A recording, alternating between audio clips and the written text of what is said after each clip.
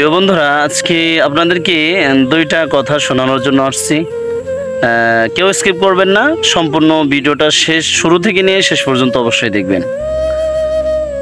প্রথম কথা হচ্ছে, আপনি কি কখনো ভেবে দেখেছেন সমাজের গরিব, অসহায়, দরিদ্র মানুষদের এই সমাজের বিত্তবান, মাথামোটা, অবৈধ পথের ধনী মানুষ কিভাবে ব্যবহার করছে?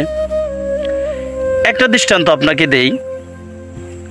মানুষের যখন বিবাহ হয়, অর্থাৎ বড়লোকের বাড়িতে যখন বিয়ের অনুষ্ঠান হয়, সেই অনুষ্ঠানে সর্বপ্রথম দাওয়াত পায় কারা জানেন?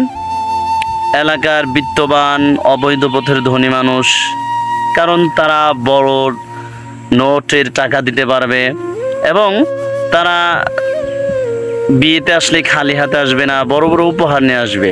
এই জন্য তাদেরকে এই সমাজ সবচেয়ে বেশি দাওয়াত দেয়। আর যদি মানুষ যখন দুনিয়া ছেড়ে, পৃথিবী ছেড়ে যখন চলে যায়, তখন সেই মানুষের কবর খোঁড়ার জন্য সর্বপ্রথম দাওয়াত পায় কারা জানেন? এলাকার অসহায়, দরিদ্র পরিবারের গরিব মানুষেরা। কারণ ধনী মানুষরা তো জীবনে কখনো কবর কি জিনিস, কবর কিভাবে খুঁড়তে হয়, কবর কিভাবে সাজাইতে হয় শেষ ঘরটা, সেটা জানেই না। তখন ধনী মানুষের প্রয়োজন হয় না, তখন এই অসহায় দরিদ্র মানুষেরই কাজে আসে। ভাই বলছি, অসহায় দরিদ্র মানুষের কখনো অবহেলা করবেন না।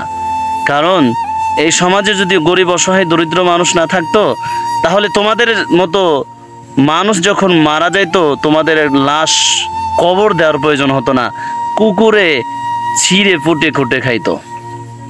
এজন্য কখনো অসহায় দরিদ্র মানুষের কখনো অবহেলা করবেন না। আর একটা দৃষ্টান্ত আপনাদেরকে দেই।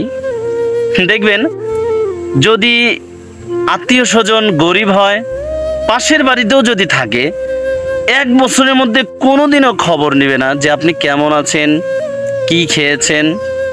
কিন্তু আত্মীয় স্বজনটা যদি বড়লোক হয়, স্বামী মানে আত্মীয় স্বজন, সেই আত্মীয় যদি বিদেশের মাটিতেও থাকে, দেখবেন 2 দিন পর পর, 1 দিন পর পর ভিডিও কলে ফোন দিবে, খোঁজ খবর নিবে, ভাই কেমন আছেন, আপনি কি খাবার দাবার খেয়েছেন, আপনার সন্তানেরা কেমন আছে। আবার তার কাছে দেখবেন গীত গাইবে যে না, আপনার সন্তানদেরকে এলাকায় রেখেছেন, আমরা আছি না, আপনি বিদেশের মাটিতে ভালো করে কাজ করেন, হ্যান ত্যান। কেন কি জানেন? কারণ তার কাছে কিছু চাইলে সে দিবে, এমন মনোভাব নিয়ে চায়। কারণ এই সমাজের মানুষ স্বার্থপর।